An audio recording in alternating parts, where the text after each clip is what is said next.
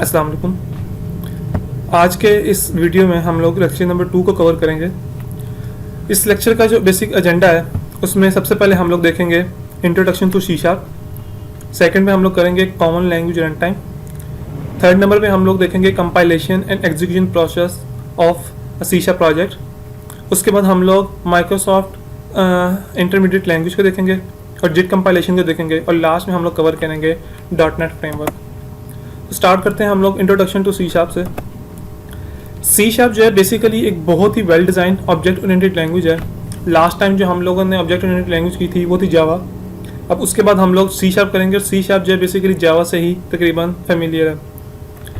C sharp जो है basically .NET framework का पार्ट है जो कि एक डेवलपर को एक बहुत ही ज़्यादा टाइप्स के सॉफ्टवेयर्स डेवलप करने की वैरायटी प्रोवाइड करता है। लाइक मैं डेस्कटॉप एप्लीकेशन बना सकता हूँ, मैं विंडोज़ क्लाइंट एप्लीकेशन बनाई जा सकती है, XML वेब सर्विसेज हम लोग क्रिएट कर सकते हैं, डिस्ट्रीब्यूटेड कंपोनेंट्स जो हैं हम लोग उसको क्रिएट कर सकते हैं, client server application, database application, उसके अलावा बेशुमार एप्लीकेशन हैं जो कि हम लोग सी शार्प के थ्रू क्रिएट कर सकते हैं।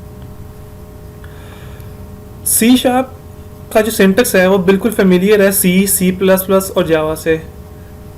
99.99% वही सारा सिंटेक्स और वही सारी चीज़ें हैं जो कि हम लोग पिछली C++ और जावा में पढ़ चुके हैं।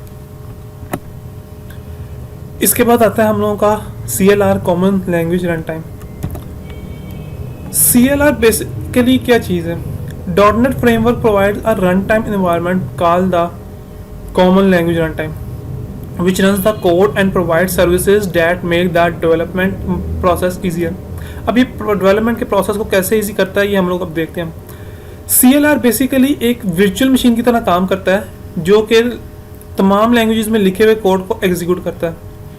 .NET फ्रेमवर्क जो है बेसिकली इसका कुछ स्टैंडर्ड है। लाइक अगर हम लोग .NET लैंग्वेजेस बेशुमार हैं, इसके अंदर विजुअल बेसिक भी आती है, सी शार्प भी आती है, तो इन सारी लैंग्वेजेस का जो है बेसिकली स्टैंडर्ड एक ही है कि हम लोग उनका जो भी कन्वर्जन होती है, जो ऑब्जेक्ट डिक्लेरेशन वगैरह होती हैं, जो क्लासेस होती हैं, वो .NET के स्टैंडर्ड के मुताबिक होती हैं ताकि हम लोग किसी भी लैंग्वेज को एक लैंग्वेज में लिखा हुआ कोड किसी दूसरी लैंग्वेज में हम लोग यूज़ कर सकते हैं। तो उसके लिए हम लोग को .NET के रूल्स और स्टैंडर्ड्स को जो है ना लाजमी फॉलो करना पड़ता है CLR के अंदर।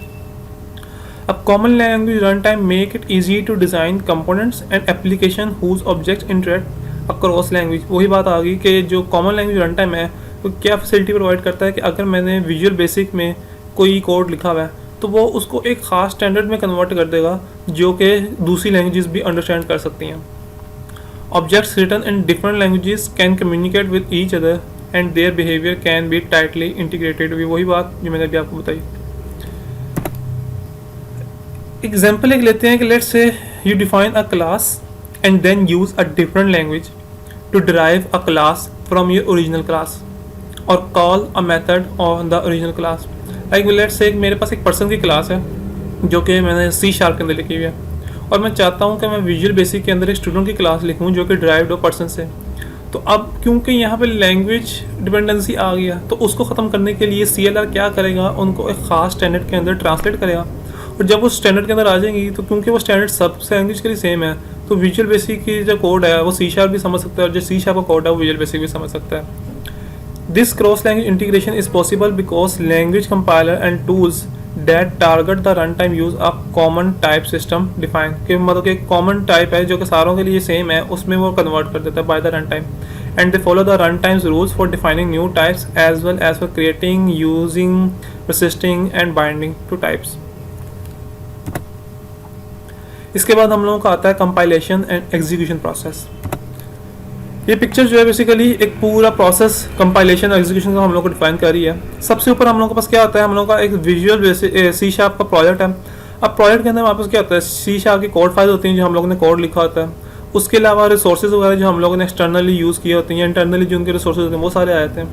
और थर्ड पार्टी रेफरेंसेज जो हम लोगों ने या जो इनके अपने इंक्लूडेड होते हैं रेफरेंसेज, वो लेट्स से कि मैंने अगर कोई थर्ड पार्टी यहाँ पे रेफरेंस इंक्लूड किया है तो वो सारे यहाँ पर आ जाएंगे।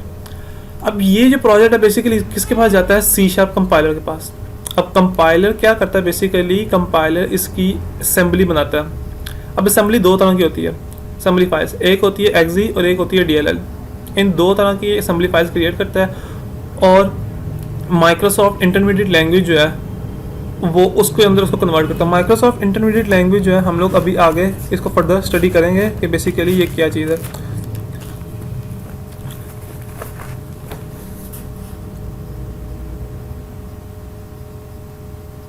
अच्छा, इसके बाद बेसिकली एक चीज़ आती है मेटा डाटा। मेटा डाटा में क्या होता है कि हम लोगों के कोड की सारी इन्फॉर्मेशन पड़ी होती है, लाइक क्लासेस के नेम्स, फंक्शंस वगैरह, उन सब का डाटा पड़ा होता है। इसके बाद क्या होता है कि हमारा जो इंटरमीडिएट लैंग्वेज मेटा डाटा और रेफरेंसेस है ना, वो CLR जो है ना वो लोड करता है। डॉटनेट फ्रेमवर्क में बेसिकली क्या का आता है, CLR common language run time, securities वगैरह जो वो प्रोवाइड करते हैं। उसके बाद गार्बेज कलेक्शंस कि मतलब कि अगर हम लोगों का जो कोड्स वगैरह जिसको यूज़ नहीं हो रहा था, गार्बेज कलेक्टर चलेगा, जो भी नल पॉइंट रेफरेंसेस वगैरह उन सबको जो है ख़त्म कर देगा। और उसके बाद लास्ट जाती है जेट कंपाइलर। जेट कंपाइलर भी हम लोग अभी आगे पढ़ेंगे। और ये सारी चीज़ें हैं, ये बेसिकली डॉटनेट फ्रेमवर्क की क्लास लाइब्रेरीज को यूज़ करती हैं। अब CLR क्या करता है, CLR जो है इस इंटरमीडिएट लैंग्वेज का जो कोड है उसको कन्वर्ट करता है मशीन लैंग्वेज के अंदर। और क्योंकि हमारा ऑपरेटिंग सिस्टम मशीन कोड समझता है, तो ये CLR एक IL को नेट मशीन कोड में कन्वर्ट करता है और फिर वो ऑपरेटिंग सिस्टम को जो है अंडरस्टैंड कर सकता है 0-1 की फॉर्म में, और फिर उसको जो है एग्जीक्यूट करके हम लोगों को आउटपुट दे देता है। अब हम लोग देखते हैं माइक्रोसॉफ्ट इंटरमीडिएट लैंग्वेज और जेट कंपाइलेशन को। Dot net languages are not compiled to machine code. Dot net की जितनी भी लैंग्वेजेस हैं, C#, विजुअल बेसिक वगैरह, वो डायरेक्ट मशीन कोड के अंदर कन्वर्ट नहीं होती। बेसिकली वो कन्वर्ट होती हैं इंटरमीडिएट लैंग्वेज के अंदर। अब इसकी क्या वजह है? लेट्स से मैंने एक विजुअल बेसिक के अंदर कोड लिखा, पर्सन की क्लास में मैंने डिफाइन किया। अब वो क्या करेगा, सबसे पहले उसको माइक्रोसॉफ्ट इंटरमीडिएट लैंग्वेज के अंदर कन्वर्ट कर देगा। जो ये इंटरमीडिएट लैंग्वेज कन्वर्टेड जो फाइल होगी ना, ये वो फाइल होगी कि जिसको कोई भी लैंग्वेज अंडरस्टैंड कर सकती है। अब इसी फाइल को उठा के मैं अगर C# के कोड के अंदर यूज़ करना चाहूँ तो वो कर सकते हैं, क्योंकि CLR बेसिकली IL को एक्सेप्ट करता है और ये उस स्टैंडर्ड के अंदर कन्वर्टेड जो कोड होता है ये सारा वो होता है। लेट्स से अगर जो इंटीजर डिक्लेरेशन है वो अगर स्टैंडर्ड हम लोग टाइप की बात करें तो जो C# और विजुअल बेसिक समझते हैं वो होता है int 32। वैसे आमतौर पर जो हम लोग करते हैं वो होता है int। तो ये कुछ का स्टैंडर्ड्स हैं जो कि बेसिकली कन्वर्ट कर देते हैं CLR, इन सब चीज़ों को स्टैंडर्ड में कन्वर्ट कर देते हैं, और वो एक इंटरमीडिएट लैंग्वेज कोड होता है। CLR accept the IL code and recompiles it to machine code. अब CLR क्या करता है, इस मशीन कोड को एक्सेप्ट करता है। जो कंपाइलर है उसने हमारा ये कोड माइक्रोसॉफ्ट इंटरमीडिएट लैंग्वेज में कन्वर्ट किया। उसके बाद कॉमन लैंग्वेज रन टाइम इस इंटरमीडिएट लैंग्वेज को एक्सेप्ट करेगा और उसको दोबारा रिकम्पाइल करेगा और मशीन कोड में ट्रांसफ़र कर देगा। मीन्स कि CLR जो है बेसिकली हमेशा एक Microsoft intermediate language file code को ही एक्सेप्ट करता है और उसको फिर मशीन कोड में कन्वर्ट कर देता है। अब CLR जो रिकम्पाइलेशन करता है वो जिट कंपाइलेशन होती है, जिसे जस्ट इन टाइम कंपाइलेशन भी कहते हैं, जिसका मतलब है it is done as soon as the function और subroutine is called. Let's say मेरे पास 10 लाइन की LOCs हैं, लाइन ऑफ कोड है, और मैं 9वीं लाइन के ऊपर कोई फंक्शन कॉल कर रहा हूँ डिस्प्ले का लेट से, तो वो डिस्प्ले का फंक्शन तब तक एग्जीक्यूट नहीं होगा जब तक मेरी 9th लाइन एग्जीक्यूट नहीं होगी। जब मेरा कोड रन होता हुआ 9th लाइन के ऊपर आएगा तो वो उस वक्त उस फंक्शन को जो है एग्जीक्यूट करेगा। The JIT code stays in memory for subsequent call. JIT code जो मेमोरी के अंदर रहता है, मतलब कि हम लोग अगर फ्रिक्वेंटली कॉल्स वगैरह कर रहे हैं इसलिए। लेकिन अगर हमारी जो मेमोरी है वो इनफ मेमोरी वो कंज्यूम कर लेता है तो हम लोगों का जो कोड होता है वो वहाँ से डिस्कार्ड कर देता है, just for the performance better करने के लिए। अब लास्ट में हम लोग देखते हैं फिर डॉटनेट फ्रेमवर्क क्या है। The Microsoft dot net framework is a platform for building, deploying and running web services and applications. It consists of components such as common language runtime and the .NET framework class libraries, which include classes, interfaces, and value types that supports a wide range of technologies. .NET framework basically एक platform है जो कि मुख्तलिफ तरह की services, software वगैरह बनाने के लिए हम लोगों को प्रोवाइड किया गया है। इसके मुख्तलिफ कंपोनेंट्स हैं जो भी हम लोग आगे दोबारा देखते हैं। Also, .NET Framework provides an execution environment, simplified development and deployment, and integration with a variety of programming languages, including Visual Basic and Visual C#. वही बात आ गई कि बेसिकली वाइड रेंज प्रोवाइड करता है कि हम लोग मुख्तलिफ लैंग्वेज में काम कर सकते हैं। एक लैंग्वेज का लिखा हुआ काम दूसरी लैंग्वेज के अंदर हम लोग यूज़ कर सकते हैं, तो वो प्लेटफॉर्म डिपेंडेंसी जो है उसको ख़त्म करता है। The .NET framework consist of 3 main parts. सबसे पहला है कॉमन लैंग्वेज रन टाइम, जो कि हम लोग देख चुके हैं। उसके बाद उसकी यूनिफाइड क्लास लाइब्रेरीज होती हैं जो कि .NET के अंदर मैंने अभी आपको बताई थी, वो सारी होती हैं। और एक एक्टिव सर्वर पेज होता है जिसे ASP.NET कहा जाता है। ये बेसिकली एक बिग पिक्चर है डॉट नेट फ्रेमवर्क की। सबसे ऊपर जो है हमारा IDE है, विजुअल स्टूडियो। उसके बाद नीचे जो है ये सारी एप्लीकेशन है जो कि हम लोग क्रिएट कर सकते हैं, ASP.NET, Windows application, WPF application या विंडोज स्टोर ऐप्स वगैरह।